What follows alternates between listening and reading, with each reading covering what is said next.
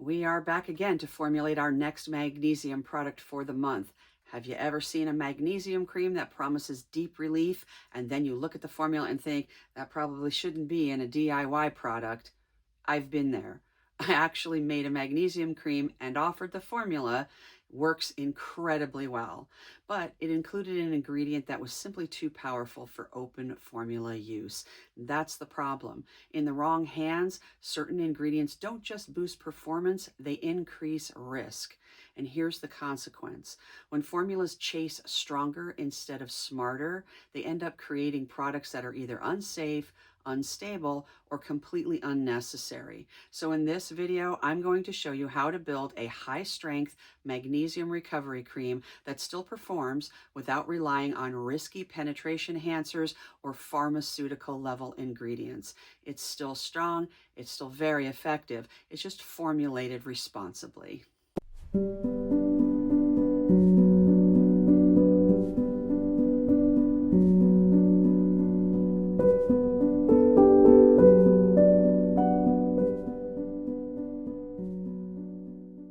Magnesium creams have exploded in popularity over the last few years.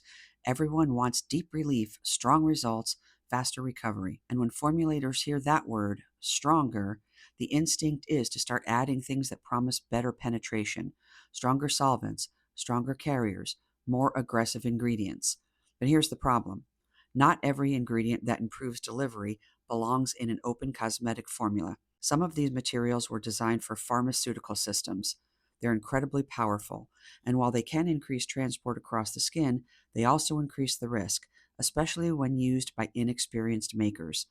The issue isn't performance, the issue is responsibility. Just because an ingredient can push actives deeper doesn't mean it should be casually handed out in a DIY formula. When you use powerful penetration enhancers without fully understanding them, you create unpredictable variables. You're not just increasing magnesium diffusion, you're potentially increasing the movement of everything on the skin, including contaminants. And that's where things get messy.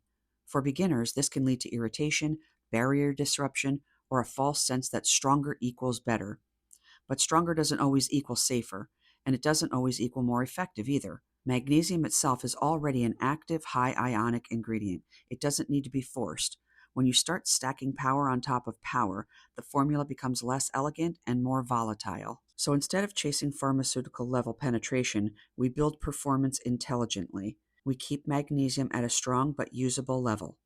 We support it with ingredients like MSM and N-acetyl glucosamine, not to force delivery, but to support comfort and consistency. We use an electrolyte-tolerant polymer so the system stays stable. And we focus on contact time, massage, and proper formulation technique, the things that actually move the needle in a topical recovery product. That's how you boost magnesium cream performance.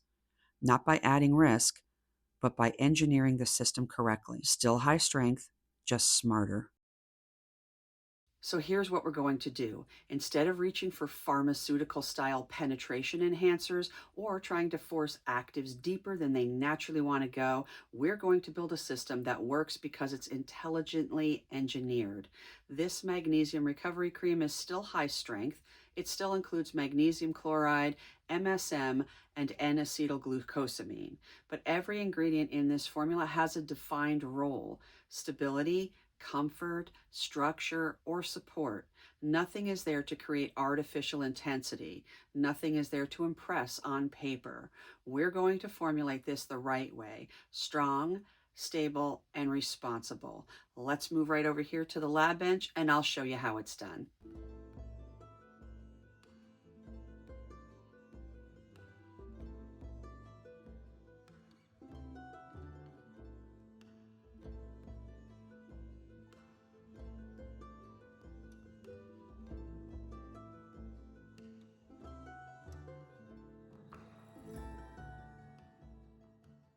We're going to start with phase A, and the order here actually matters. The first thing going into our vessel is going to be our deionized water.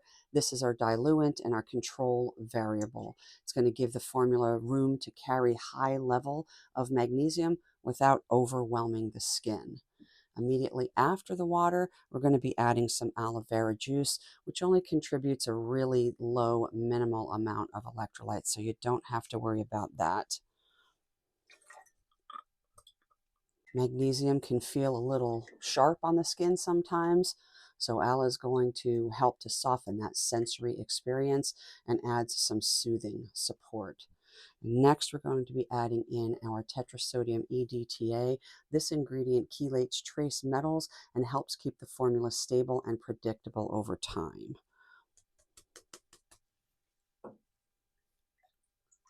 Once you have that all mixed together, we're just going to go ahead and start heating over here on our hot plate. You want to begin heating phase A to around 160 degrees. Again, like I mentioned in my previous video, heating your water in magnesium products, especially when you're making your brine, it does not degrade the magnesium. Go ahead and take a look at that video. I'll put the iCard up here above somewhere, but we're going to go ahead and heat this until about 160. Okay, once your water and tetrasodium have been heated enough, we're going to go ahead and start dissolving our actives.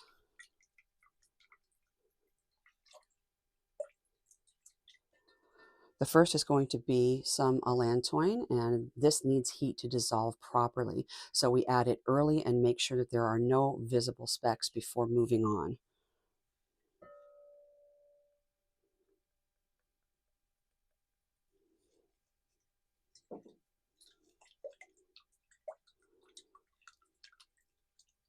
Panthenol is going to be added in for barrier support.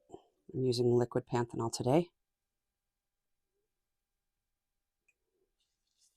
If you're using powdered panthenol, you're going to use a whole lot less because it's concentrated. Next comes our MSM, and this is widely used in topical recovery products and integrates really easily into the water phase.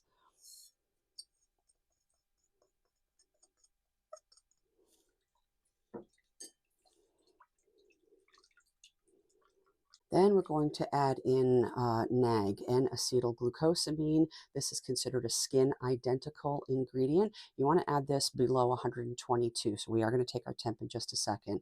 But this helps support skin tolerance and barrier comfort, which is important when you're working with a high salt system like magnesium. It also needs a final pH between 5 and 6. So we're going to take our temp in just 1 second, make sure we're good to go ahead and add that NAG, the N-acetyl glucosamine. We're at 113, so we're good to go.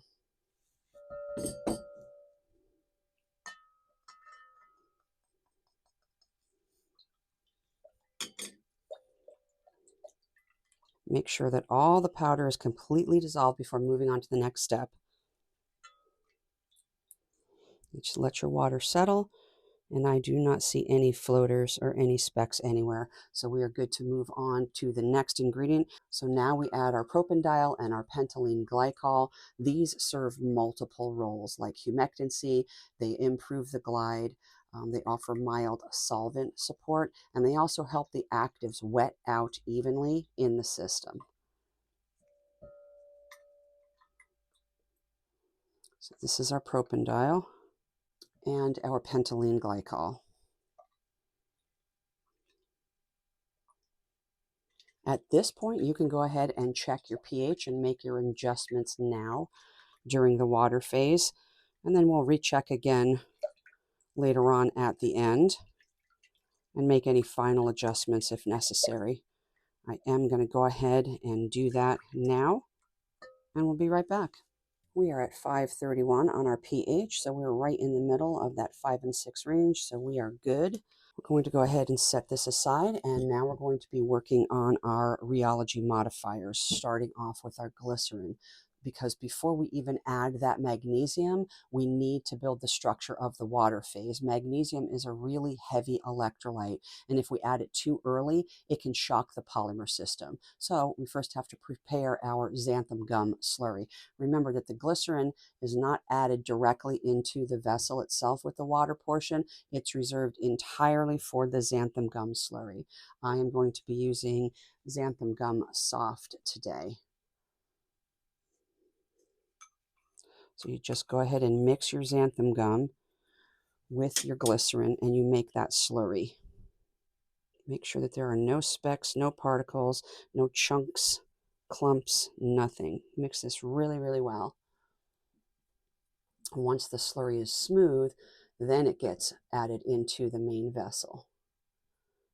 All right, we're going to go ahead and turn on our overhead stand mixer here, our stirrer, on low. And now that this is completely dissolved in here and there's no more specks, our xanthan gum slurry, we're going to go ahead and start adding it to the water portion.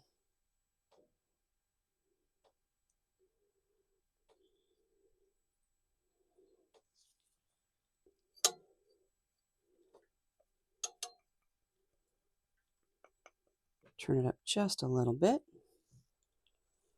We want that to start hydrating before we add our next ingredient. And the next ingredient that we will be adding is going to be our Sepamex Zen. This can handle up to 10% electrolytes. And this is going to be doing the heavy lifting here because it's electrolyte tolerant. Without the right polymer, a magnesium cream would collapse instantly. So we're going to start seeing the viscosity build slightly once we start sprinkling this in. We're just going to let this go for a couple of minutes now. After roughly 5 minutes, you should see that the gel is now forming a nice smooth structure for the base. If you don't want to, wait the 5 minutes for the Sepamex Zen to hydrate fully, just sprinkle it in, leave it overnight, come back the next day, and then you can proceed. But right now, it's time to add the magnesium. And so instead of adding dry magnesium chloride right here to the water portion, we're going to be using a 50-50 magnesium brine that was prepared beforehand. That means half magnesium chloride and half water. So I'm adding this at 18%. That the brine is going to be at 18%, and that's going to deliver 9% magnesium chloride in the final formula, which is still considered a high strength, but it remains cosmetically usable. So we're going to start adding this brine gradually while this is mixing so that the polymer system can absorb the electrolyte load without collapsing. And if you happen to see like some temporary thinning out of the gel, that can happen and that's normal. So let's just start adding the brine slowly. I'm going to turn this up just a little bit.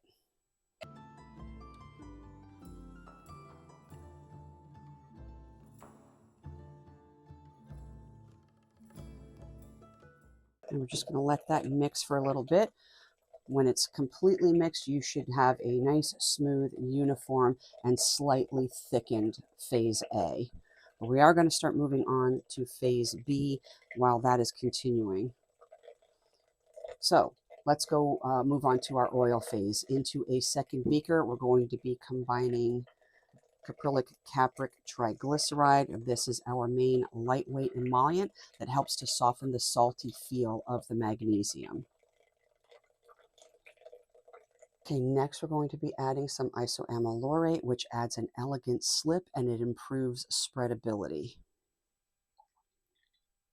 Then C1215-alkyl benzoate, which gives the cream a dry glide instead of a greasy finish.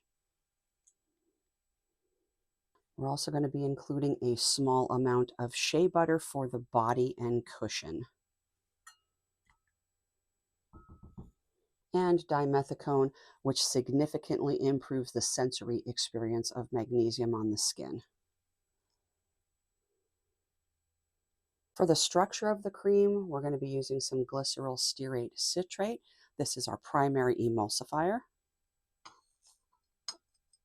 Cetearyl alcohol is going to be for the structure and viscosity.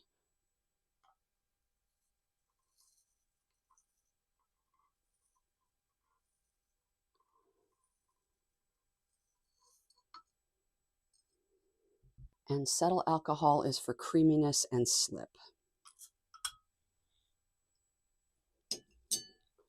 So all of these ingredients are the engineering backbone that gives the cream its body. And we're going to go ahead and put this on our hot plate and heat this to around 165 till everything is melted down. So once all of your phase B has been melted down, you want to make sure that your temperatures between phase A and phase B are within 10 degrees of one another. So if you have to pop your phase A up on top of your hot plate for just a second or two to bring the temperature up while phase B is coming down, that's perfectly fine. We're going to go ahead and start adding now phase B to phase A, and then we're going to use our homogenizer just for a few seconds till we see a nice silky and glossy emulsion starting to form. But here we go, adding phase B into phase A.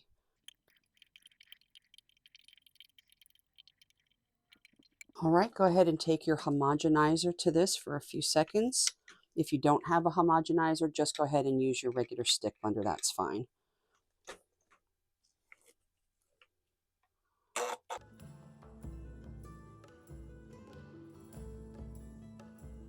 All right, that's about it. And now we're going to go ahead and put it back underneath our overhead stirrer. All right, just go ahead and turn that on low. And that sweeping action is going to help to make the emulsion cool down. And then we can add our final ingredients.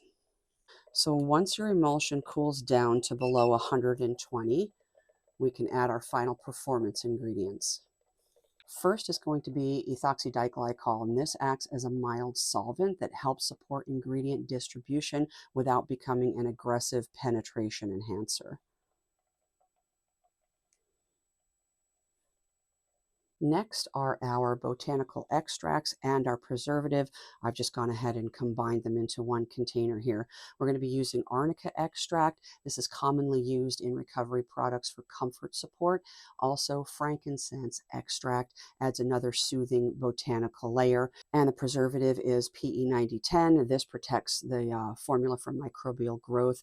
I'm using an anti-inflammatory essential oil blend of lavender, copaiba, helichrysum, and frankincense. You do not have to use a fragrance if you don't want to. I've chosen those specific essential oils because they have anti-inflammatory properties, which is great in a magnesium cream like this. Let that mix for a couple more minutes, and then you're going to just check your final pH and make sure that you're aiming for roughly 5.2 to 5.8. And then I am going to let this sit overnight. So it's going to gain roughly between 10 to 20% more body overnight. So I'll let you look at the viscosity now. I'll leave this, bring you guys back, and show you the difference. All right, so this is the viscosity that we have right now. You can see it's like a thin to medium lotion. But when I bring you guys back, you're going to see that this body has built quite a bit. All right, bring you back. Let's look at the finished cream now. You can see the structure. It holds its shape. It's dense, but it's not waxy.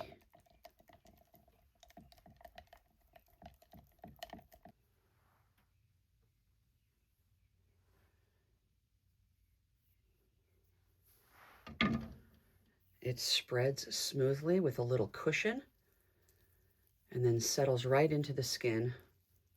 You'll notice the magnesium presence, but it's buffered and it's controlled. This is what a high-strength magnesium cream should feel like: intentional, balanced, and usable.